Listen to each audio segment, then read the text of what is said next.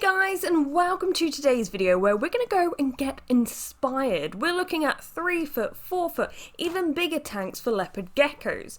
I'll be sharing a few honourable mentions here and there. We may not necessarily have a deep dive into these enclosures, but I wanted to show as many as I can. And when I posted that I wanted setups, I wanted like naturalistic or bioactive, like fully enriched setups that can inspire us all, and you certainly didn't disappoint. I was sent so many, so if you don't see yours in this video, please don't take it personal. It's just there were so many entries and I'm very grateful for that.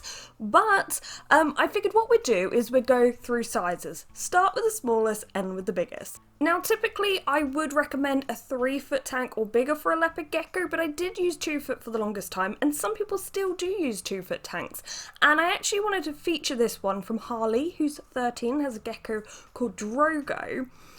And the reason I share this, even though it is a 2 foot tank, is because I feel Harley has made the most of the room they have. I know they'd like to upgrade it in the future, and that's great. And I do feel like because they're offering multiple levels, multiple hides, so they're making use of the space, actually making more usable space out of the background, I think they've done a fantastic job. So I did just want to feature that here. The next setup is from Zosia. I hope I'm saying that right. She's from Poland. She kindly sent me a video explaining her setup. It's 80 centimeters long, so in the middle of like 2 to 3 foot long. But one thing I thought that was quite cool in this is she made a tunnel system for her geckos using pipework at the back, but it's disguised in the background and leads to these cork hides.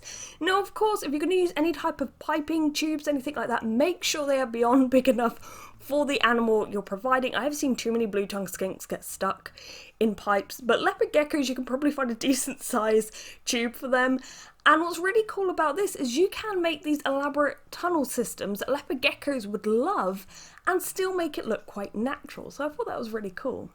We also have another 80 centimeter long tank. This comes from Petra.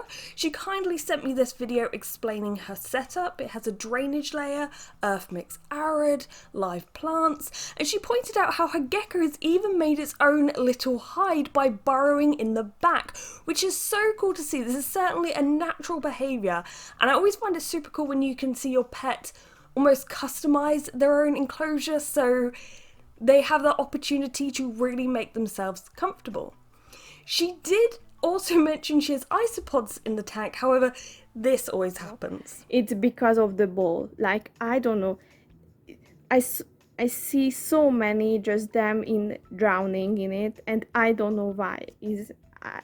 They just like to jump or they climb in it or they come from here and then jump in it. I don't know, but they always die because of that. Which, yes, I get that all the time on my blue-tongued skink tank, and I try to save them if I see them. Some will just walk in the bowl, some will drop in the bowl. I think you could prevent this maybe if you have some gradient in the bowl. Like I have it in this food bowl. I'm using it as a food bowl. I don't know why, because the mealworms would just walk out. But you can see that sort of gradient. So if an isopod is in there, they might have a chance of getting out. Some people will use like sticks or pebbles just to have some sort of elevation. I have tried to 3D print myself a little ladder for them. Not sure if it's going to work, but we can always hope. But nevertheless, Petra, thank you for sending the video. It was about 7 minutes long. I had a really good watch. So many cool things in here, and it's great to see. Now let's look at some of the 3 foot entries. As I mentioned, 3 foot is a size that I'd recommend for leopard geckos as standard. It's the size I use, though as with any animal, if you can go bigger, go for it. Certainly you don't have to stick at 3 foot because that's what I'm using. But this one comes in from Nick. I'm liking the hide over here, a nice solid structure that nicely absorbs the heat. He did say the background was custom, and I do wonder if this is almost like a hide built in the back, which is really cool. And then on the right hand side there's this nice piece of wood, possibly roots, and I think that can make a really cool hide and an interesting place for a gecko to climb. So thank you to Nick for this. The next tank comes from Kim. She's got a range of things going on here. Luminized lighting, which I actually saw in a lot of the submissions, which is super cool to see. A range of succulents, like snake plants and a Christmas cactus. Springtails, orange-grey speckled woodlice, and a few dubias as cleanup. But one reason I really wanted to feature this is because we see a lot of setups that are purely natural, like with the cork and the driftwood and the slate, which is really cool. But also in this one, it incorporates, you know, that height and the interesting parts and the natural parts, but also standard hides. So if you do have a standard hide, or you're struggling to make a hide from bits of slate and cork, you can always incorporate that. So very nice stuff, Kim. Thank you for that. This next tank comes from Tony. I'm not 100% sure of the size of it, but before I show it to you, I want to let you know how he was inspired. He was inspired by Leopard Gecko on YouTube, which is a creator I've featured before, because although his channel might not be the biggest, he has a really cool tank, and I think there's so many people, whether they have maybe a smaller YouTube channel or just sometimes post on a Facebook group or Instagram page, there are so many amazing setups out there that people don't have a platform for, and partly this is why I'm doing this, so we can all see these tanks and it's not just you're seeing the same creators show you off their tanks, you know what I mean? So it's really cool that he was inspired by Leopard Gecko. He has made this tank that is like a semi-arid rocky climate of Pakistan, and his geckos lived in there for the last 2 years, and he meticulously crafted the background and landscape using XPS insulation foam, which admittedly I don't think I've heard of, but I'll tell you something, it looks amazing, so let's take a look. So this is awesome. Not only does the tank home Tony's leopard gecko, but also it's home to a small group of blue death feigning beetles, morrow beetles, darkening beetles, powder blue and powder orange isopods, pink springtails, silver springtails, and temperate springtails. I mean, I'm just trying to keep one isopod alive, and you're over here with all of these. Do you know what it is? I think it really goes to show, like, decent, good substrate, deep substrate, bit of hydration, the plant's doing well, that then supports the custodians support the plants, you know, this nice little cycle going. And you know what, also that background came out so well as well. So this looks awesome. I will leave Tony's handle so you can check it out even more, but amazing stuff.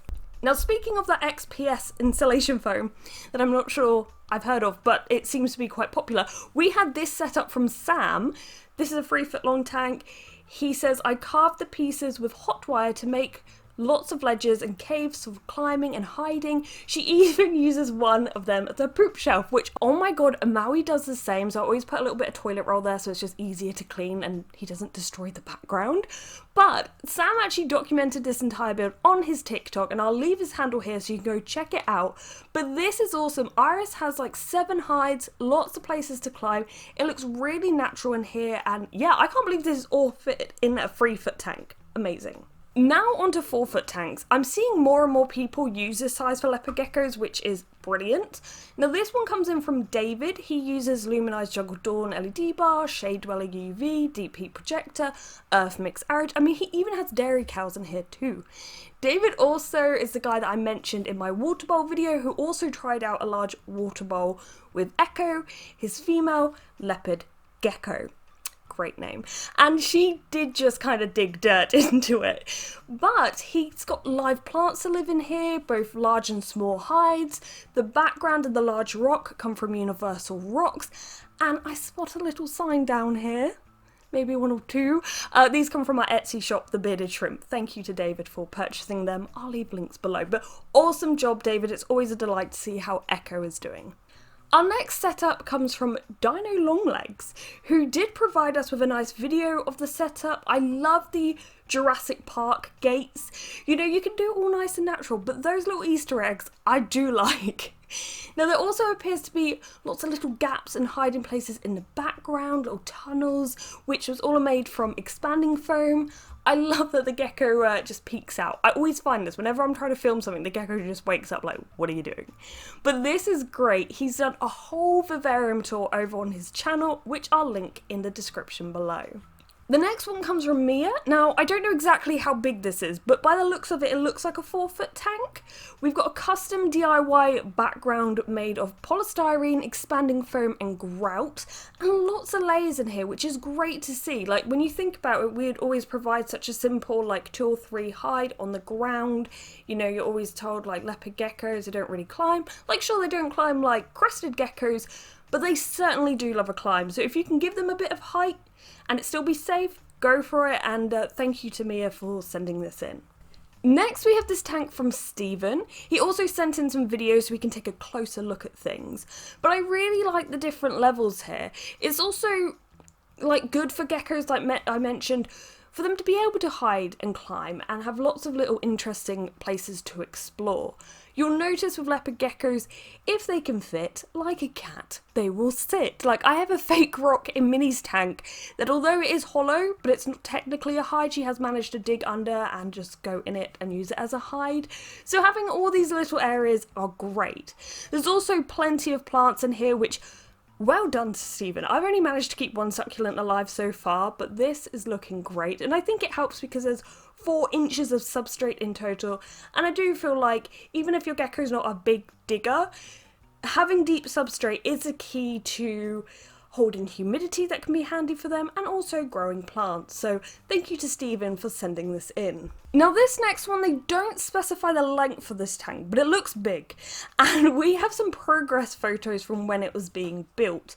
This comes from, well, I don't know their name, but their Instagram handle is diagnosed artistic, and this is their gecko goob.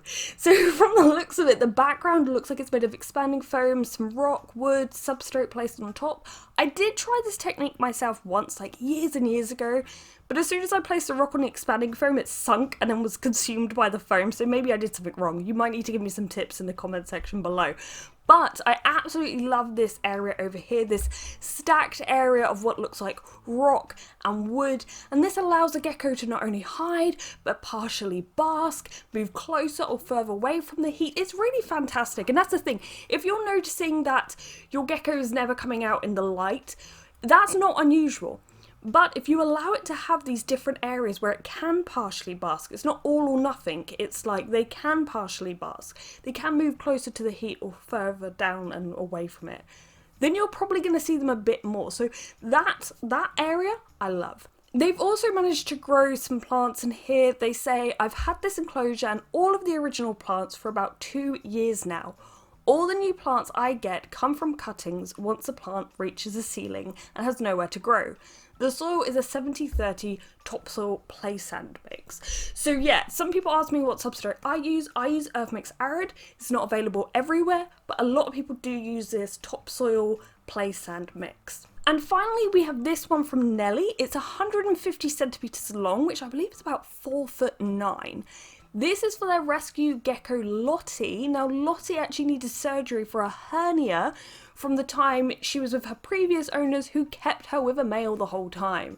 I'm so glad that Lottie is now living her best life in this massive tank. Now Nelly is using an elephant bush and aloe vera, as well as powder orange and dwarf white isopods and springtails for cleanup crew. And notes that the planted side is the cooler, more humid end, which yes, if you're ever finding that your plants are just failing, just check about where they are, because if they are close to the heat, there is a chance they may fail a little bit, so maybe start on the cooler end and work your way across. Nelly says, my favourite part personally is the big cork log in the middle, as it connects all her hiding spots and really adds a forest vibe to the landscape. So yeah, this is really awesome, and I feel like in this video we've seen quite a bit of diversity, and leopard geckos do come from such a range of areas. There's so many subspecies as well, and so we can ditch that standard barren sandy desert vibe and really experiment a little bit, and we have found that leopard geckos adapt to quite a lot. If there's something I can take from the setups we've seen today, it's that lots of layers, places to hide and climb, excellent. However, the more complex a setup, sometimes the more difficult it can be to spot clean. You know, can you imagine trying to take out all the branches and that just because they've gone under this one hide to poop? So I think in that situation, you need that deeper substrate and a good plant light and good substrate to support the plants, which then hopefully support the custodians, which in turn do support the plants, but the custodians can also take care of the poop. Now, of course, you have to be the main cleanup crew in the situation. Spot cleaning is very, very important. I do find with my crested gecko, my chihuahua, my skinks, their poo gets eaten by the cleanup crew, like straight away. I have tried keeping Worm darkling beetles in the tanks, but they don't last too long and they don't tend to eat the poop. So I definitely feel like if you're going to establish a more complex setup where it's harder to reach and harder to spot clean, you definitely want those custodians to get rid of the poop, and obviously you keep an eye on it too.